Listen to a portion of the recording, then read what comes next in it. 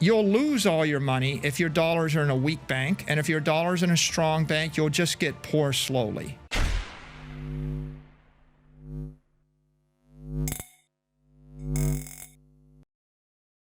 Hey guys, welcome back to Library of Wealth. In a recent interview, Michael Saylor discusses his thoughts on the ongoing U.S. banking crisis and the impact of Bitcoin on the wider crypto ecosystem. According to Saylor, while strong nation-states may still have fiat currencies, the currencies of most countries will eventually fail. He also believes the recent Bitcoin rally is not merely a reflection of mainstream adoption. Despite recent price gains, Saylor believes that a bigger rally from investors is yet to come. He is confident that when it happens, the leading crypto asset will easily surpass 10 times its current value. Saylor also stresses the importance of properly capturing and cleaning out the crypto and digital assets ecosystem before attempting to revolutionize the entire banking industry. Let's get right into the latest interview with Michael Saylor. Don't forget to hit the like button and subscribe if you enjoy the content we do here on this channel. Let's get right into the video. You're going to get poor rapidly if your money is in not the dollar, but a weaker currency, and you're going to get completely bankrupt if you trust a weak bank. And so MicroStrategy, by the way, we had like $90 million. We had $4+ billion worth of Bitcoin. So go figure, right? 98% of our assets are actually in the strong money. 2% is in the world's strongest currency in a good bank, in one of the big four banks, right? And that's about as much exposure as I want to a currency. If you live in Argentina, when you talk to Argentines, they say, my family has been completely bankrupted twice in the past 30 years. Okay, so in South America, if you live in Venezuela, well, they've all been bankrupted twice in 10 to 15 years. If you live in Brazil right now, I think the interest rate's getting approaching 14%, right? Money is hard to come by.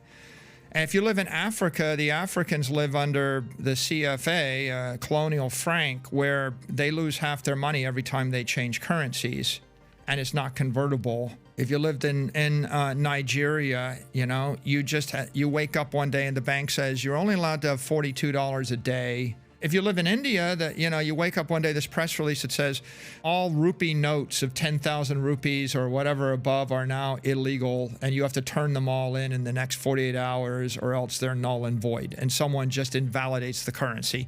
If you lived in Russia in 1998, all the banks failed and the ruble went to zero and everybody lost everything.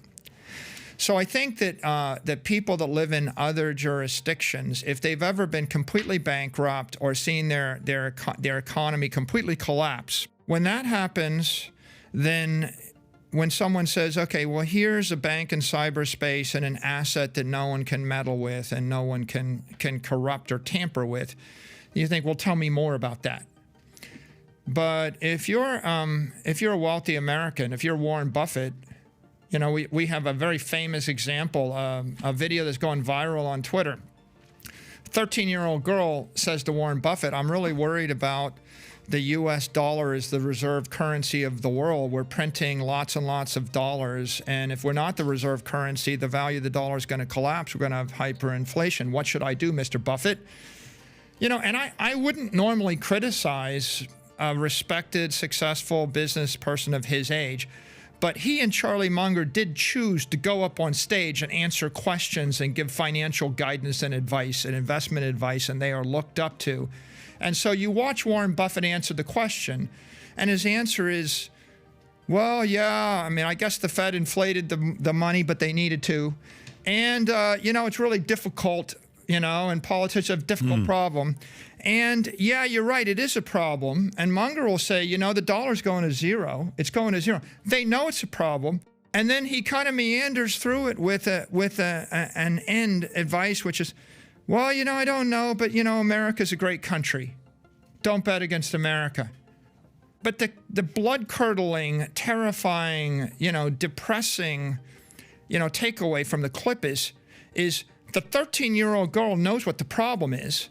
The country's full of people that can articulate the problem and write 1,000-page books on the problem. If you're rich in America, you don't have the answer because you're too comfortable. right? And so what you've got is a bunch of mega billionaires that are very successful in America, but they don't have an answer or solution to the 13-year-old girl. The solution to that question was Bitcoin, right? And Warren Buffett and Charlie Munger can't allow themselves to understand that because they're so successful, they don't need to open their mind to and embrace a new idea. If Warren Buffett woke up tomorrow and his bank seized all of his assets and they were devalued to zero, and he was a pauper, and his neighbor, the Uber driver, was walking around with $100,000 worth of Bitcoin on a hardware wallet, Warren would say, "What is that again? Explain that to me." Yeah. What do you mean? My government, my bank can't steal all my money? That's a pretty good idea. The people that came to this country, the Huguenots, you know, the settlers, the colonists, I think they understood it. I mean, they had all their property seized from them from wherever they came from. And their idea was, here's a place where I can own something and people might not steal it from me. As soon as they got here, people started trying to steal it from them again, right? That's the human condition. Just slower. Just slower. But that's why they kept going west. It's like, I got to go west where there's no politicians to steal it from me, right? And that's a pretty powerful driver. So I think that the conclusion is people in the United States are going to continue to reject new ideas like crypto assets, like Bitcoin, because they don't have to. If I don't have to embrace a new idea, when I get to a certain age, I won't. It's not uncommon, right? People in their 80s and their 90s don't generally embrace the wonder that is the Unreal Engine or TikTok or Alibaba. 90s.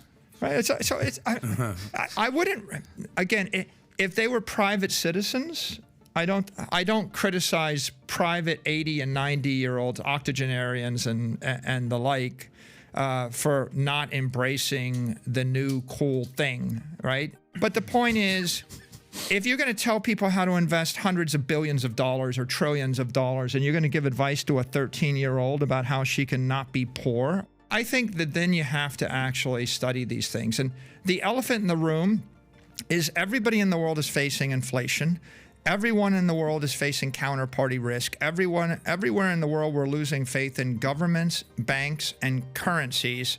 The solution is a bank that isn't run by people, that isn't subject to the whim of a government, that is incorruptible, that allows you to be your own bank.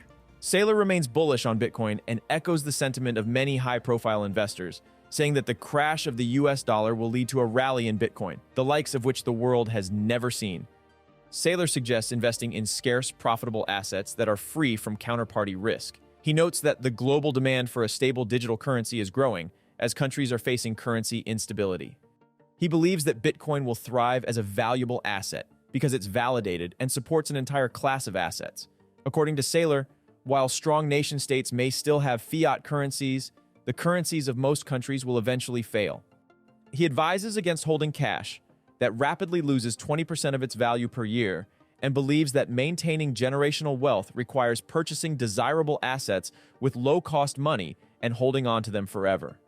What do you think about the latest interview with Michael Saylor? And when will we see the massive rally in 2023? Comment down below. Thanks so much for watching.